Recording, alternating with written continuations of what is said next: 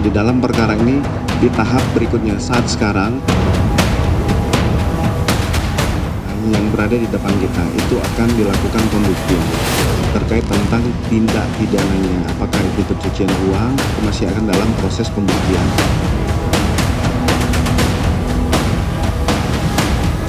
Memang rumah pribadi yang khusus yang sudah sejak lama. Dan mengenai uang kita sudah saya jelaskan yang ditemukan bahwa itu ada pemilik, ya, bahwa itu ada kegiatan.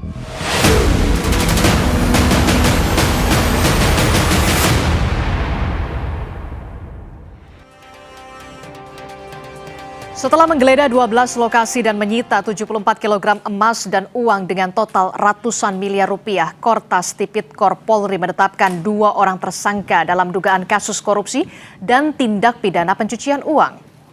Hal ini disampaikan Kepala Kortas Tipikor Polri Irjen Pol Toto Suharyanto bersama dengan anggota Komisi 3 DPR dan PLT Jampitsus baru yang ditunjuk oleh Kejagung, yakni Rudy Margono. 2 orang tersangka yang ditetapkan oleh polisi adalah seorang pihak swasta berinisial D dan juga ada seorang pejabat pemerintah berinisial FA.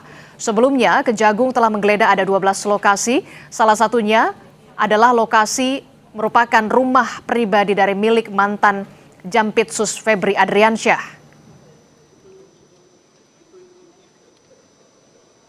Kita telah melaksanakan gelar perkara. Dan berdasarkan gelar perkara, kita telah menetapkan 2 tersangka saat ini, yaitu saudara DR yang telah diduga melakukan tindak pidana pencucian uang yang diduga berasal dari tindak pidana korupsi. Kita telah kenakan pasal 4 dan atau pasal 5, junto pasal 10 Undang-Undang 8 2010, atau pasal 607 ayat 1 huruf B dan huruf C di KUHP yang baru. Kemudian kita juga telah menetapkan saudara FA dalam perkara dugaan tindak pidana korupsi dan atau tindak pidana pencucian uang dalam proses penanganan hukum oleh pegawai negeri atau oknum penyelenggara negara dalam perkara PT Asabri dan atau tindak pidana korupsi lainnya sebagaimana dimaksud pasal 12 huruf E kecil. Pelaksana tugas Jampitsus Rudy Margono mengatakan proses pemeriksaan terhadap ex-Jampitsus Febri Adriansyah akan segera dilakukan. Rudy mengaku akan mempelajari berkas-berkasnya bersama dengan kepolisian karena 3 berkas kasus korupsi FA akan dilimpahkan ke Kejagung. Belum ada informasi itu.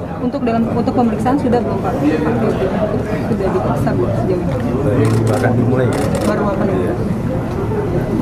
Nah, teknisnya kan baru hari ini kita terima, kita pelajari dulu, kita buka alat buktinya, barang buktinya,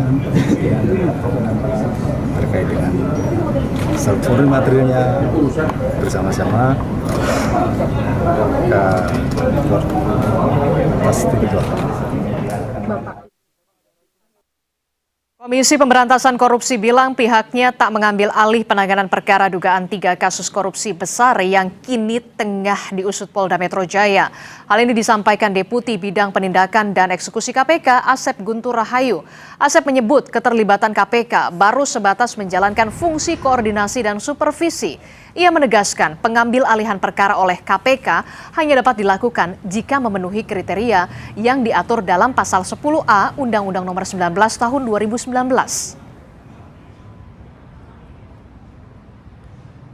Ada kriteria di mana pengambil alihan perkara itu dilakukan.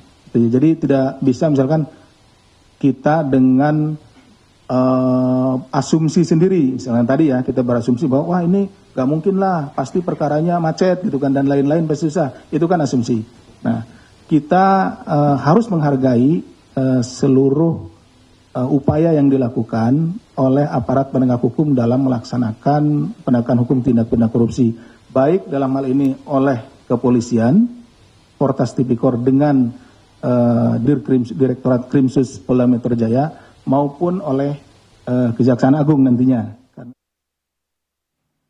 8 Juli 2026, polisi menggeledah 12 lokasi termasuk rumah pribadi Jampitsus atau ex-Jampitsus Febri Adriansyah. Penyidik Kortas Tipikor Polri menyita barang bukti emas 74 kg dan uang total ratusan miliar rupiah. 10 Juli 2026, Jampitsus mengakui rumah yang digeledah miliknya namun membantah mundur dari jabatannya. 10 Juli 2026, polisi umumkan hasil penggeledahan di 12 lokasi. 11 Juli 2026, Febri Adriansyah, saudara, mundur sebagai Jampitsus. Dan polisi menetapkan 2 orang sebagai tersangka 3 kasus korupsi, yakni pejabat negara berinisial FA dan tersangka berinisial D.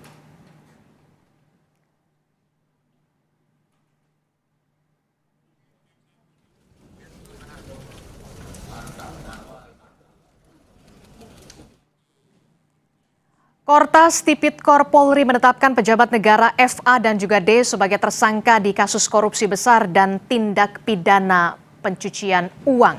Polisi memastikan akan memeriksa ex-Jampitsus Febri Adriansyah setelah menetapkan tersangka. PLT Jampitsus menyebut kasus ini akan dilimpahkan ke Kejagung.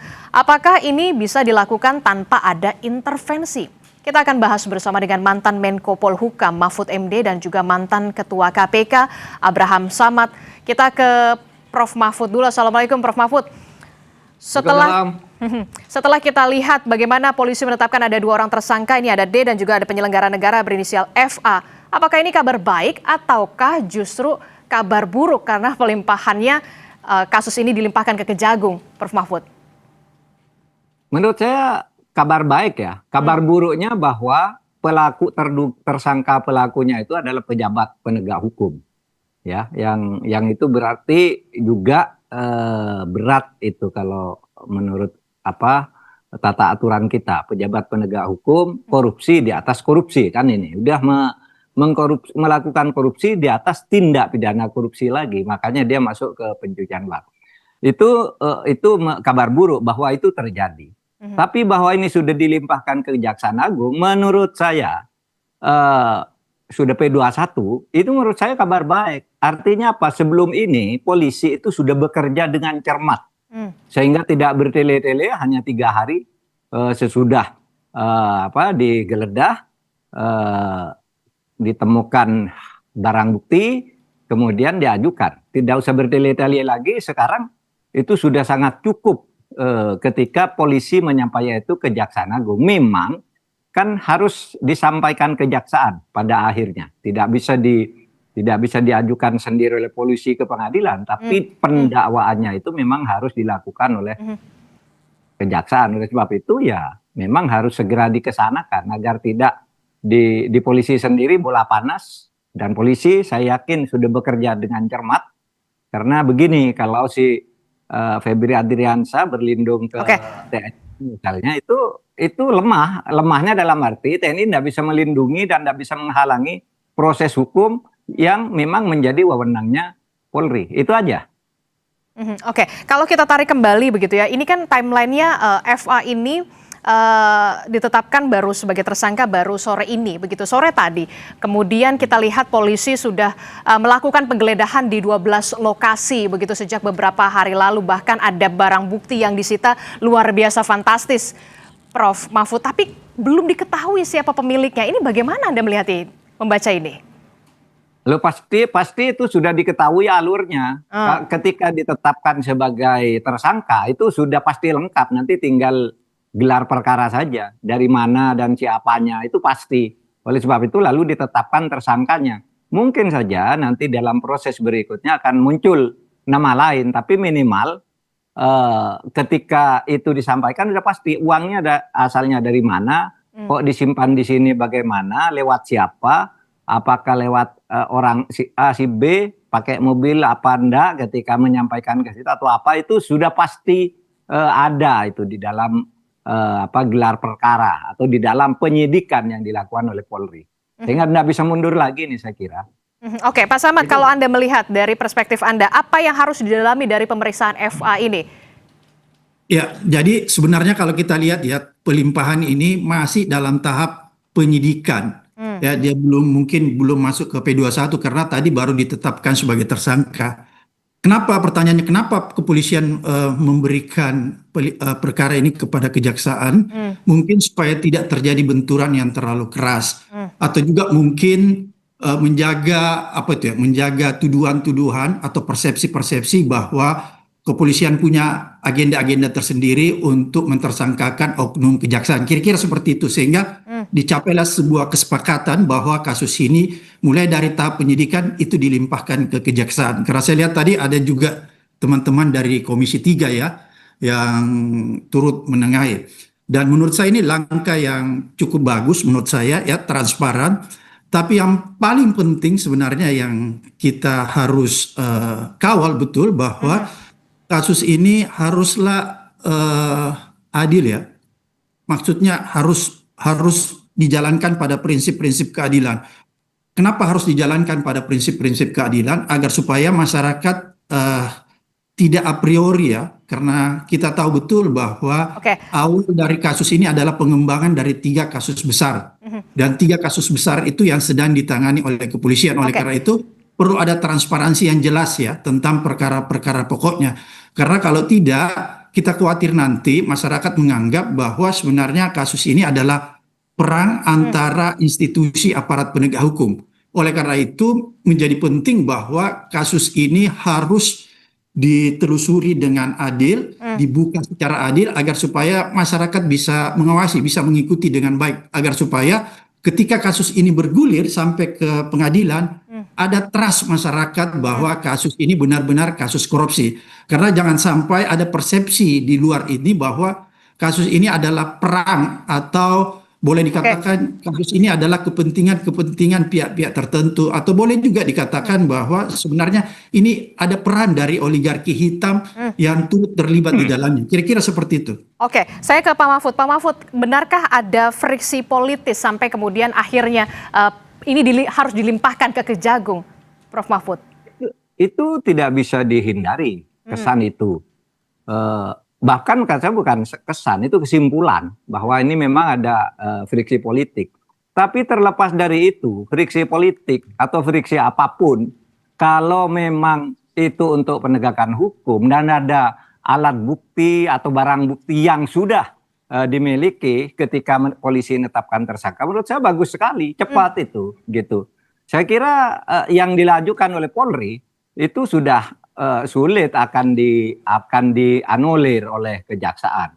Kekhawatiran orang kan, loh ini nanti kan diserahkan kejaksaan P21-nya. Memang iya harus begitu hukumnya, begitu tersangka nanti ke sana. Tetapi menurut saya Polri juga tidak akan terlalu gegabah. Dia bekerja sudah cukup lama menurut saya. Karena isu ini kan udah lama sebenarnya kita dengar. Sehingga polisi juga bekerjanya udah lama. Oleh sebab itu kita setuju, jangan dipolitisir, tetapi seumpama politis itu terpaksa terjadi, jangan mempengaruhi proses hukum. Keadilan harus ditegakkan. Keadilan harus ditegakkan tuh ya artinya ya harus ditindak tegas meskipun dia punya backing politik tertentu. Nah itu artinya jangan dipolitisir. Pokoknya keadilan harus ditegakkan. Gitu. Oke. Saya ingin juga tahu selama Anda menjabat sebagai Menko Polhukam, apakah Anda mengenal bagaimana sosok Febri Adriansyah ini sebagai Jampitsus kala itu? Oh, saya kenalnya ya biasa-biasa aja. Tidak ada sesuatu yang istimewa, artinya ada berita-berita jelek. Kalau berita jelek biasalah ke pejabat itu. Tetapi saya kira pada waktu itu tidak ada kasus yang muncul pada zaman saya terkait dengan Febri ini. Gitu aja. Oke, ini kalau kita ke Pak Samad. Pak Samad, ini kan kalau kita lihat ya, bagaimana bisa memeriksa secara independen ketika kemudian memeriksa ini juga Febri, ini yang memeriksa Febri adalah orang yang pernah menjadi bawahan dari Febri Adriansyah. Kalau menurut Pak Samad? Kalau saya lihat ya, saya tetap percaya pada institusi kejaksaan maupun kepolisian bahwa kasus ini akan diperiksa secara adil. Kenapa? Karena kasus ini sudah menjadi domain publik. Semua orang sudah menyoroti, semua orang sudah mengawasi. Jadi agak kesulitan misalnya kalau ada orang yang ingin bermain di kasus ini. Oleh karena itu menurut saya ini menjadi sesuatu yang sangat menarik untuk disikapi ya dan diikuti. Karena apa? Ini akan berkembang jauh. Karena kalau kita menggunakan TPPU itu akan kelihatan tuh, karena ada prinsip follow the money, follow the suspect ya. Jadi akan kelihatan tuh kemana aliran-aliran dana dari hasil korupsi itu. Jadi masyarakat akan melihat siapa-siapa sih nanti yang akan terlibat. Karena saya sangat yakin bahwa kalau kasus ini ditelusuri dengan baik, ya, diprofil dengan baik, maka akan kelihatan tuh. Karena ada prinsip di TPPU itu ya. Sehingga ini akan terbuka semua. Dan ada peran-peran juga yang sangat signifikan di dalam tindak pidana pencucian uang yang itu akan harus digali ya, akan dibongkar. Ada yang disebut gatekeeper. Gatekeeper itu adalah ada institusi ya, ada institusi atau orang-orang tertentu yang menampung duit-duit dari hasil korupsi itu yang kemudian disamarkan seolah-olah hasil itu menjadi uang yang legal, bukan uang yang ilegal, kira-kira begitu. Dan biasanya institusi-institusi itu bukanlah institusi-institusi finance institusional ya. Jadi dia bukan institusi finansial yang resmi, misalnya perbankan dan lain sebagainya. Karena itu akan mudah dideteksi. Kira-kira seperti itu catatan saya. Oke, kalau dan ini menarik sebenarnya. Oke, kalau tadi Pak Samad sudah menyinggung soal ada peran gatekeeper di sana begitu ya, dan kita juga masih belum mengetahui, belum diungkap bagaimana siapa pemilik emas, juga kita belum tahu apakah kasus ini akan selesai di dua tersangka ini ataukah kemudian ada kemungkinan nama-nama tersangka baru. Jangan dijawab dulu Prof. Mahfud, usai jeda kami akan segera kembali.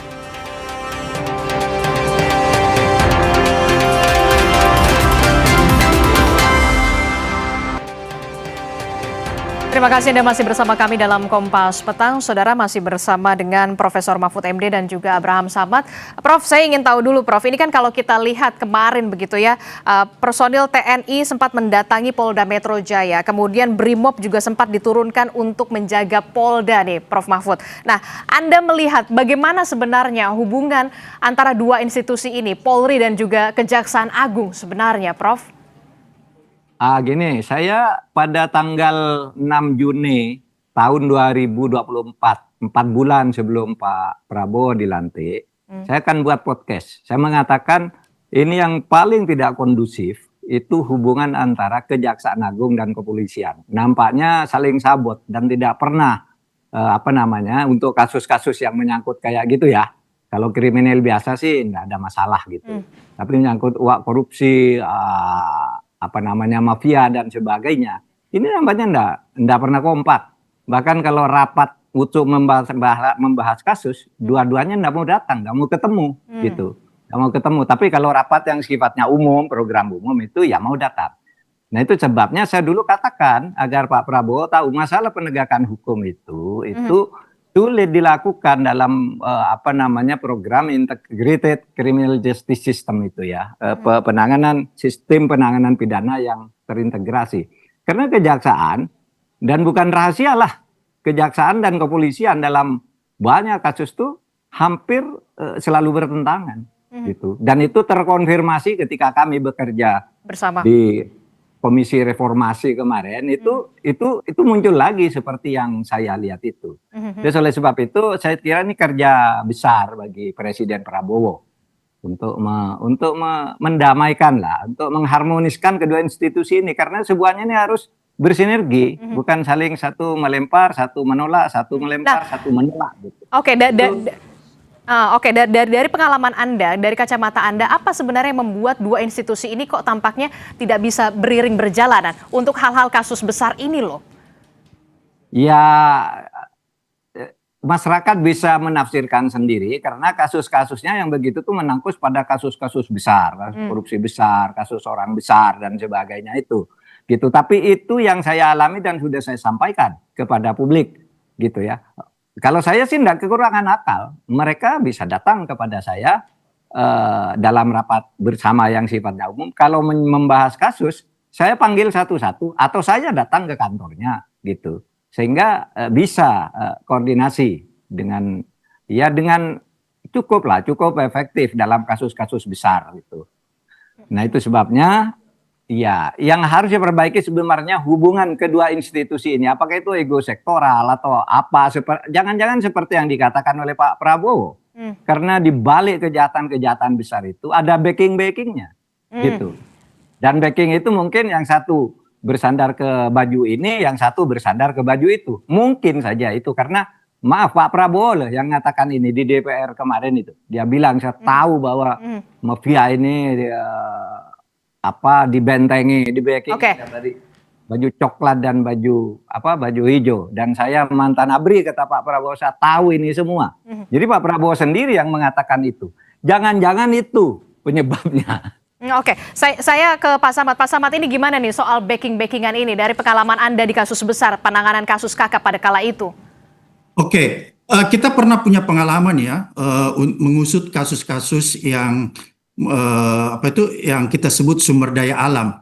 Pada saat itu memang kita melihat ini kok ada kayak persaingan antara institusi-institusi. Maka apa yang kita lakukan pada saat itu, kita buat namanya deklarasi penyelamatan sumber daya alam. Kita melibatkan pada saat itu, saya undang Pak Kapolri, Pak Timur Pradopo, terus Panglima pada saat itu Pak Muldoko, terus Jaksa Agungnya saya masih ingat almarhum Pak Basir Arip. Di situ kita menandatangani nota kesepahaman untuk saling menghargai masing-masing institusi terhadap tupoksi masing-masing. Dan itu cukup berjalan dengan baik sebenarnya. Oleh karena itu, saya kok jadi kaget tiba-tiba ada kasus yang mengagetkan kita semua ya. Menurut Prof. Mahfud ini gempa bumi hukum. Kok tiba-tiba meledak karena sepemahaman saya bahwa sebenarnya sudah ada MOU yang dibuat secara bersama-sama pada saat itu antara institusi penegakan hukum untuk saling menghargai, saling memonitor, saling supervisi ketika menangani kasus-kasus besar. Kenapa dulu deklarasi itu kita lakukan pada saat saya jadi ketua KPK? Karena kita melihat korupsi di sumber daya alam itu kadang-kadang seperti tadi yang Prof. Mahfud katakan, itu punya backing tuh semua. Ada yang baju ini, baju ini, baju ini. Oleh karena itu kita tahu bahwa kalau ini dibiarkan terus-menerus, ini yang rugi institusi kan, institusi ditabrakkan oleh oknum-oknum tanda petik oligarki hitam. Oleh karena itu kita mengambil satu kesimpulan itu Ari bahwa kita harus duduk bersama-sama. Makanya pada saat itu saya coba undang pada saat itu Kapolri, Pak Timur Pradopo, Jaksa Agungnya Pak Basir Arip, dan Panglimanya Muldoko. Kita perlihatkan tuh kasus-kasus yang sebenarnya sampai video-video yang sensitif. Saya ingat sekali video-video yang sensitif yang melibatkan aparat penegak itu kita buka semua di situ agar supaya apa itu menjadi rujukan kita ya bahwa mari kita sama-sama untuk menyelesaikan ini semua, tidak boleh ada ego sektorial. Itu pernah kita lakukan. Oleh karena itu saya pikir itu masih berjalan. Saya jadi kaget melihat tadi tiba-tiba kok ini ada kemarin penggeledahan antara polisi dan kejaksaan. Oleh karena itu saya berpikiran apa kesepakatan yang pernah dibuat itu sudah tidak diindahkan lagi atau bagaimanapun. Hari ini saya bertanya-tanya kok sampai sedahsyat ini ya padahal sudah ada kesepakatannya. Oke, saya ke Pak Mahfud. Pak Mahfud, karena tadi sudah menyinggung soal oligarki hitam, apakah kemudian Anda punya pandangan Kejaksaan Agung punyakah cukup keberanian untuk bisa mengusut kasus ini sampai ke backing-backingan oligarki hitam ini?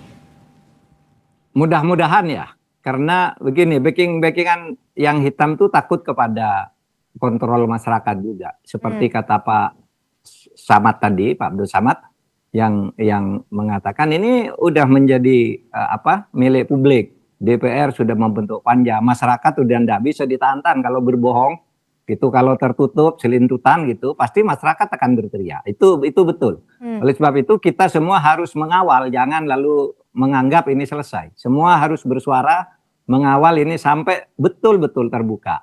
Sehingga nanti MOU yang dibuat oleh Pak Abdul Samad waktu KPK itu kan cukup efektif di saat itu. Bahkan sampai satu periode berikutnya masih oke, kayaknya masih pada punya komitmen untuk itu ya. Ada juga kecil-kecil tapi sembunyi-sembunyi. Nah sekarang ini kalau kita lihat kan luar biasa ini pelanggarannya di dalam sumber daya alam. Mudah-mudahan ini disadari oleh kita semua gitu. Gitu aja, Mbak. Oke, tapi kalau Anda melihat apakah ada banyak faksi di dalam dua institusi ini yang di dalamnya ini saling tarik-menarik kepentingan, Prof, dalam kasus ini? Kalau di dalam masing-masing institusi makanya itu sudah pasti minimal di mana-mana dalam kasus itu ini ada. yang tiga ini? Hah? Iya, misalnya di Kejaksaan Agung pastilah ada faksi-faksi, apa namanya, ada yang ingin ini, ada yang ingin itu dan sebagainya. Itu biasa di polisi juga. Di polisi juga ketika kita ribut-ribut tentang polisi, banyak juga loh orang-orang polisi yang menyampaikan ke kita ketidakpuasannya, tetapi atas nama disiplin korps mereka menitipkan aja kepada saya gitu. Saya enggak boleh Pak bicara ke publik tentang ketidakberesan ini kan gitu. Sama di Kejaksaan juga ada yang kita sudah mendengar lah. Ini backingnya siapa gitu. Dan itu sebagai apa namanya analisis politik itu banyak bermunculan. Jangan dikira kita wah itu membenturkan, enggak, memang sudah benturan sendiri. Kita hanya menganalisis saja gitu. Oke. Gitu Mbak. Oke, saya ke Pak Samad. Pak Samad, ini kan kalau kita lihat ya, walau KPK ini tidak dilibatkan kemudian, tapi apakah KPK punya kontrol atau pengawasan dalam hal ini gitu ya, kalau Anda dari pengalaman Anda?